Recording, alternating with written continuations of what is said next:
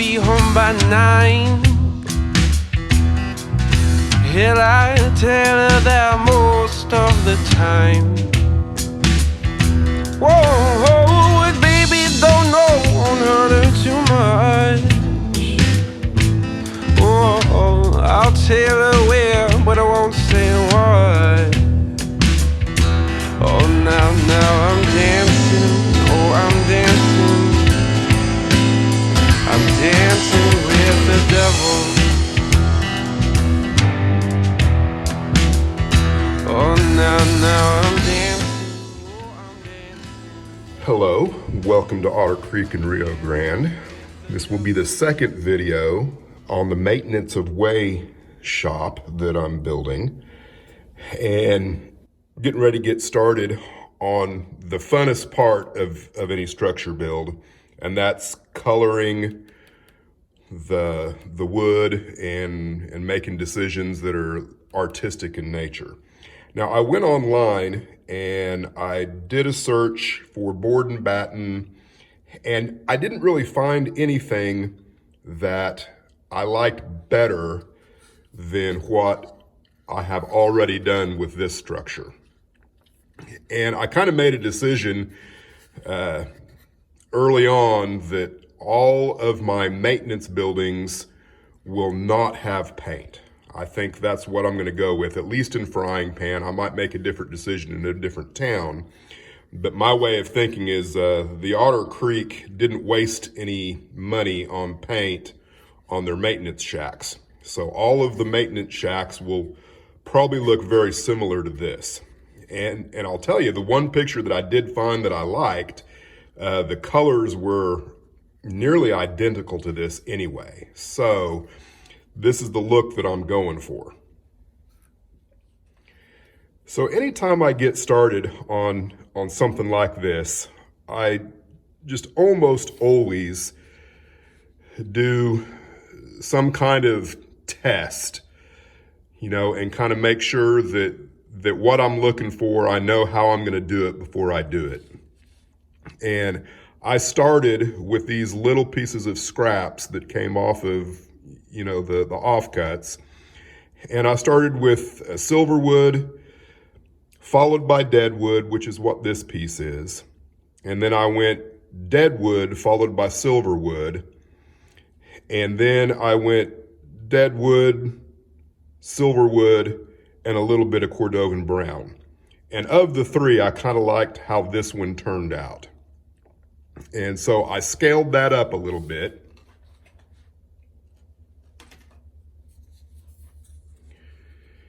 And this is what I've come up with as what I'd like the whole structure to look like. And I think that turned out pretty good. And then I also did another one where I ended up with a little too heavy on the Cordovan brown. And I think, that brings up a good point when you're talking about using any of these stains. When I see a lot of people online, when they use these stains, they slather them on. And it seems to me, and of course I haven't seen everybody's techniques, but it seems to me like most people put on all one color, and then if they use another color, they put it all on too on top of it. This technique here, I deliberately leave some of the wood unstained by one stain and then the other. So I'm going for a mottled look that is not a uniform color. And so if you think about these stains kind of like you would paint, then you're going to end up with something, in my opinion, looks a little more natural than one solid color. So that's what I'm going for here, is something that's not all one solid color, but has something that draws the eye. And of course, I've also got some knot holes in here, and we'll get to that in a minute. So one of the first things that I'm going to do is go in and distress the wood a little bit here and there. And you can see on this one, I went ahead and drew in with a hobby knife some board planks. And I just kind of did that, I won't say randomly, but I did it in a way that it didn't really make sense on this piece of wood. But on this piece of wood, I went ahead and ran a tape so that I'm 4 foot down to here and 4 foot up to here. And then I'm gonna cut every other plank so that there's a staggering of the wood, so that when I stain it, there'll be a noticeable pattern to how the wood was laid out when they built the building. Now, that being said, I don't know whether or not I'm gonna like that. So I've started on the back side of the building where no one will see it if I hate the way it looks. And I always do that. Any structure I build, once I figure out where people will view it the least from, I like to use that side of the building as my experimentation for what I'm doing. So I think I'm ready right now to go ahead and start applying some stains to this.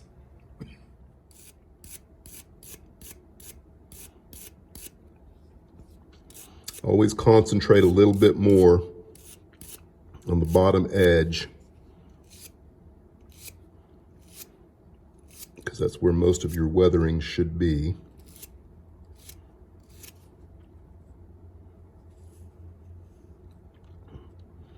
So there should be just a little more grain effect for your stain to work with. So I'm gonna start with the dead wood. And one of the things I've done is I go ahead and kind of determine where the eave of the roof is gonna be. And I figured it should extend beyond the wall by about a foot. So that's where I'm gonna concentrate my dead wood, is in this area here. That's where I want it to be its most prevalent.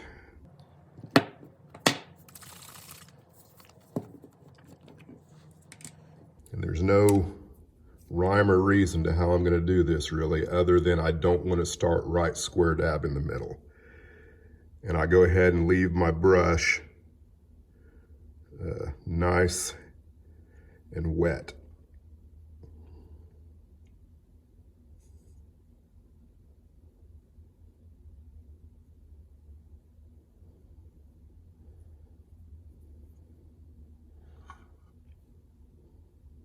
And I never clean my brush, so you can see there's some darkness to this that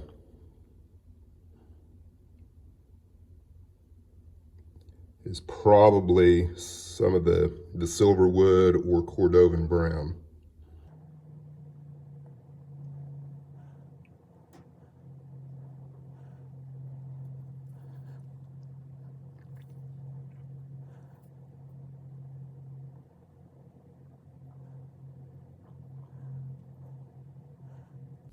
Now that my brush is kind of dry, I'm gonna make some other places with it.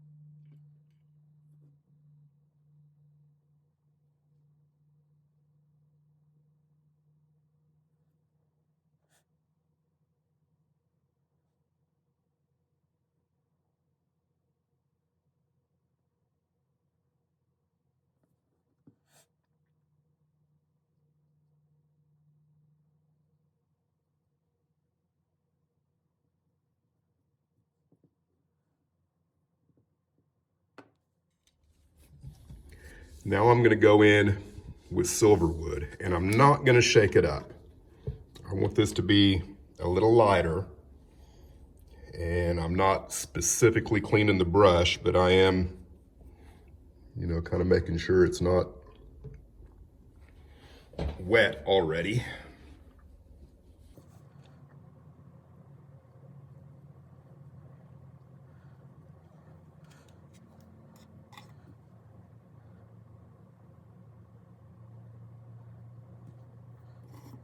can see where I'm putting my brush.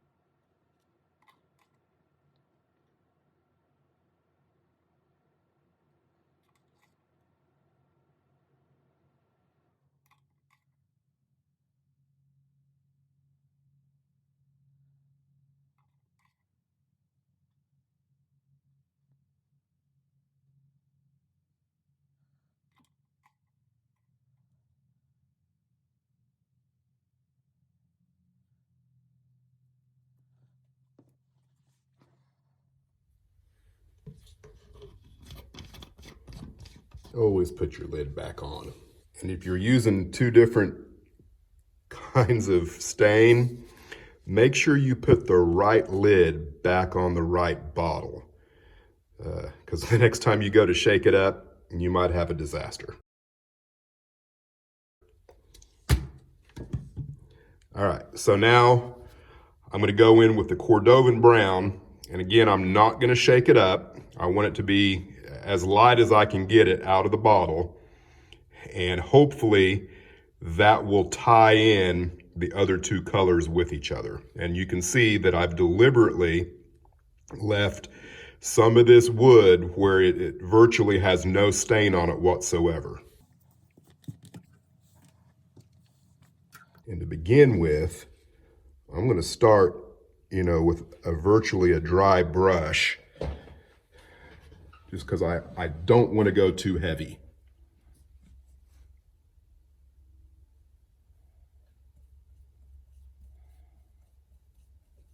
And once you kind of figure out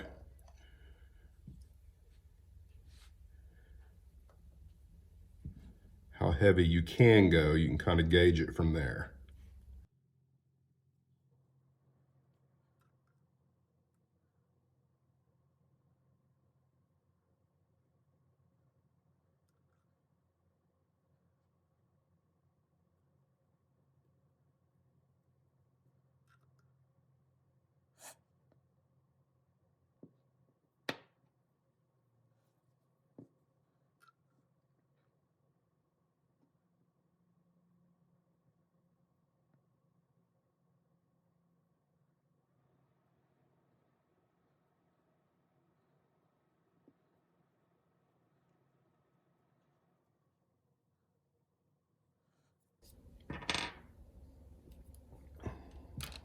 Okay, now it's not looking a lot like this, and I think the primary reason is because this is balsa wood and this is, I presume, basswood. So there's going to be some difference in how the wood takes the stain.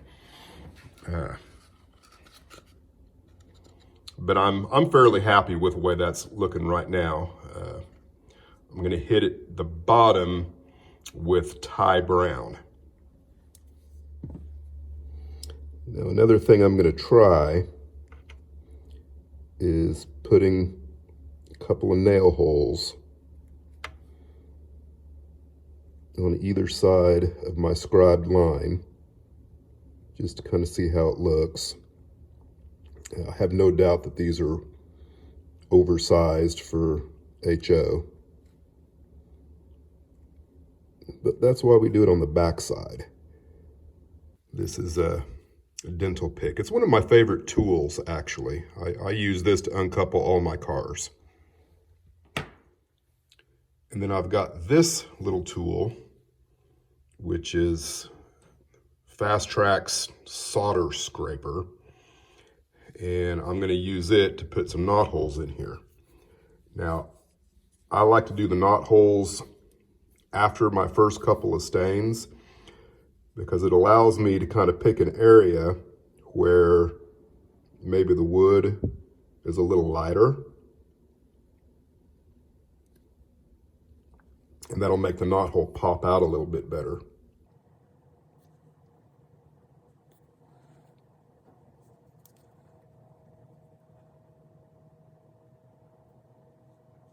Because you can always come back in with more stain. And it probably goes without saying, but I try and work from light to dark. All right, now I'm gonna go in with Ty Brown just on the bottom of the building. Again, I'm not gonna shake it up. I would rather have multiple lighter color passes than one heavy dark pass.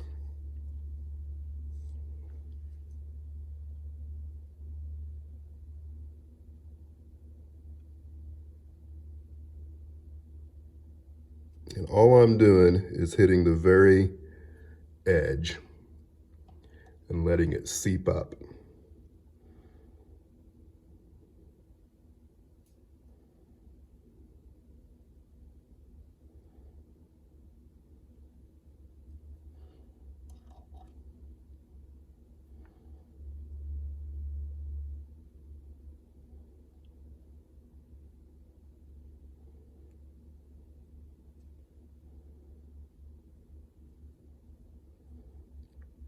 And then once the brush is kind of dry, you kind of dry brush the edges.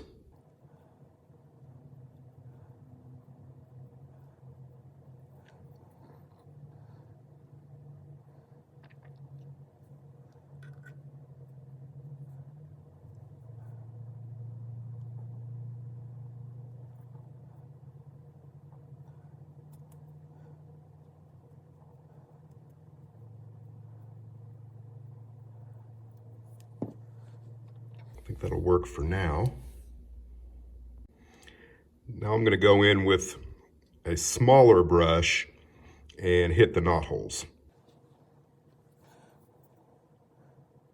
And hopefully this won't be too dark.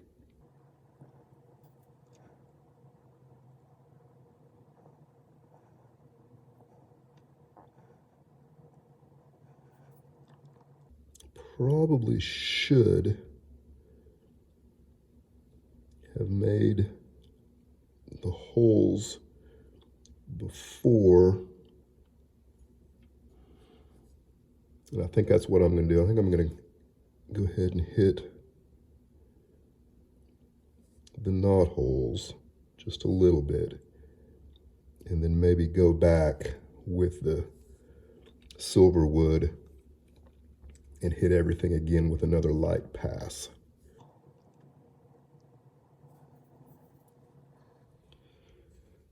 All right. What I did is I just went in with the silver wood and just touched every one of these areas here where I made a cut, and then let it capillary off into the wood a little bit more. And now I'm kind of struggling with, do I go ahead and make another row with nail holes or not? Because there should be some nail holes along the bottom and along the top. Not that you'd probably see the top because of the eave, but I kind of feel like there should be nail holes all the way across.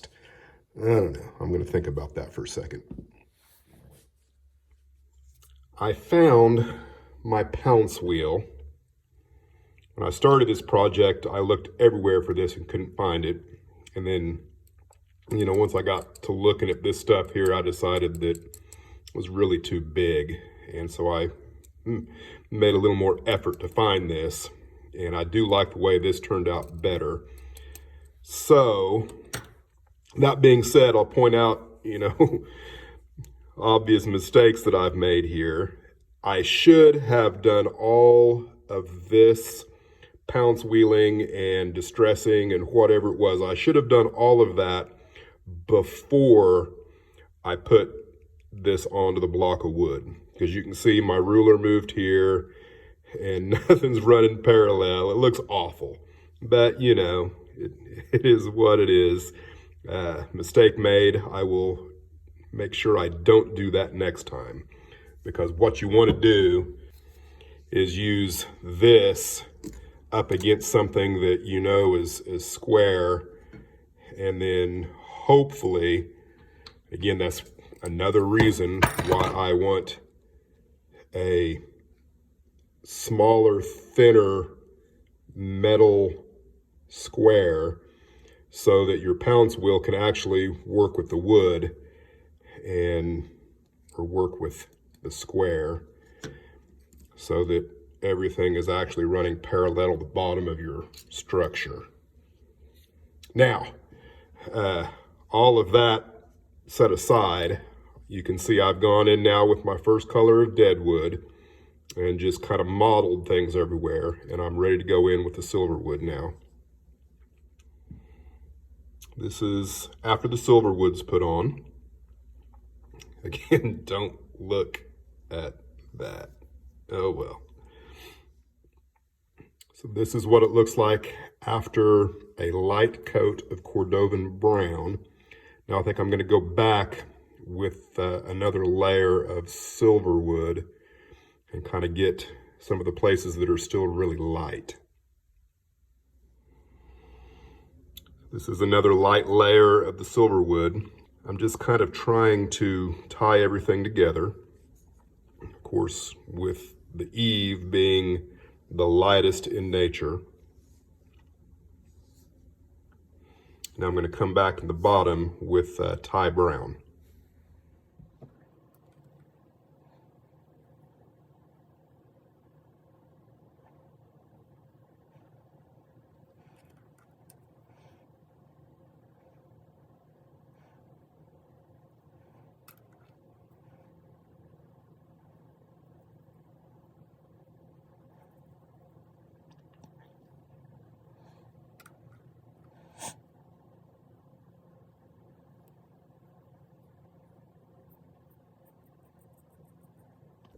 And I don't want to overdo it. I think that is just about right.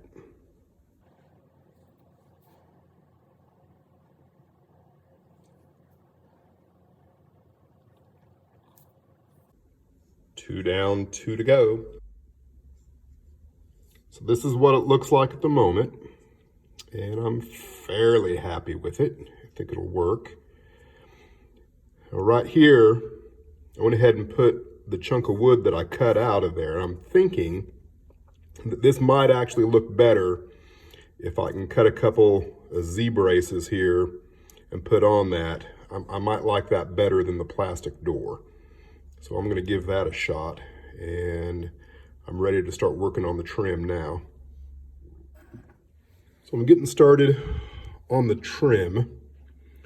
And as stated before, I like to go in and you can either sand, and in this case, you know, I just used my sharp knife and scrape back a little bit of that corner, not a lot, so that it should interface into the nook of the building here. Now, in addition to doing that, I also like to go in and double check and make sure that there isn't any glue protrusions or anything that could keep it from gluing like you'd want it to. Just a little file. And that should glue pretty good.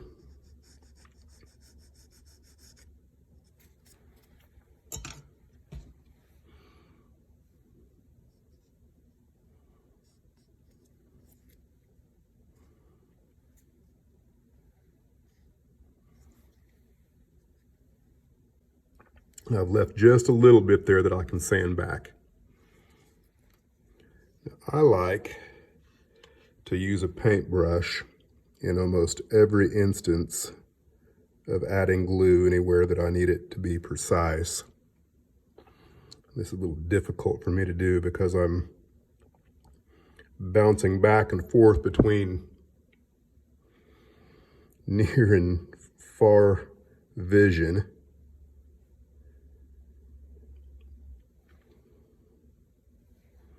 So my depth perception is a little off from time to time.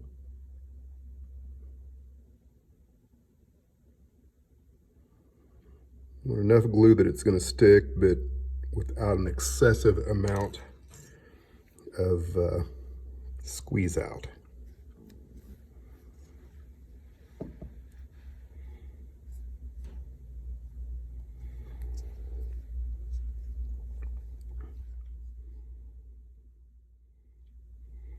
Now, as far as the color goes, you know, it is what it is.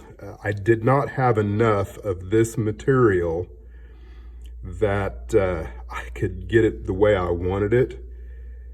And so what happened was I had enough of the material that had already been painted white.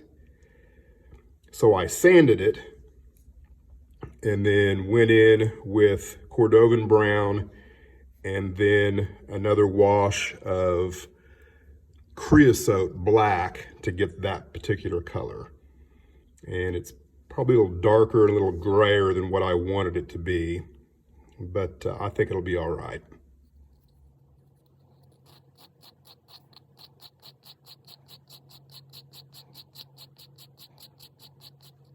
Close enough.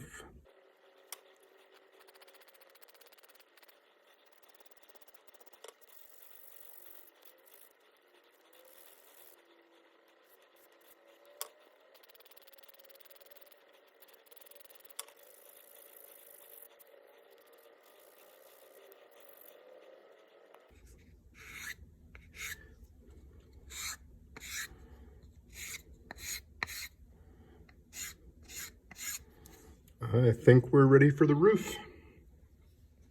I've got some cardstock for the roof. This is from Hobby Lobby. This is what they use to put a mat around a picture frame. I can't think of what it's called, but I've got it measured to where it's 23 feet this way, and from here to here, 28 feet. So that I should have about 1 foot of overhang everywhere. I just need to find where the center is here so that I can scribe a line through there that will bend and break over to glue on.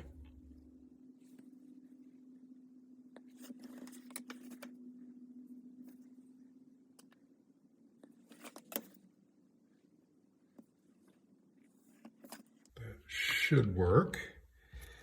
I'll say one thing, if at all possible, get a ruler that's thin and has that black matte stuff on the back so it doesn't slide around on your work. I have one of those, but it's down in the van by the river.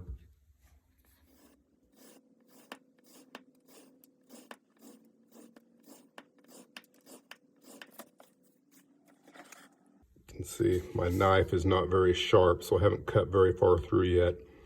Ideally, you want to cut all the way through with the last 1 or 2 layers of the cardboard here.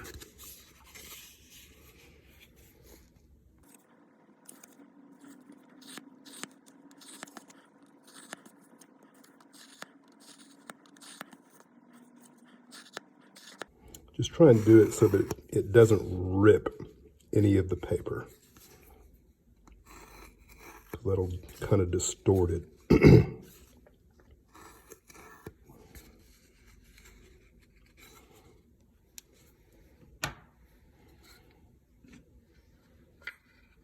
See if I measured right now. And it might be off a little bit just because my building is not square. But I think it's close enough for government work.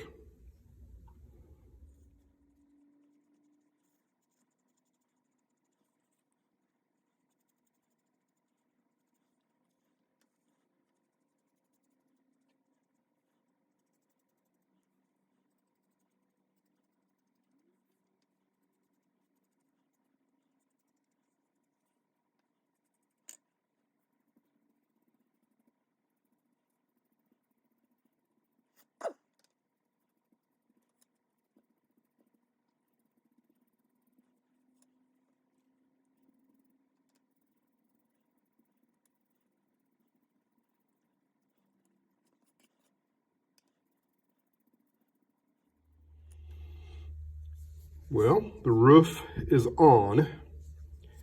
Now I've got essentially two things left to do.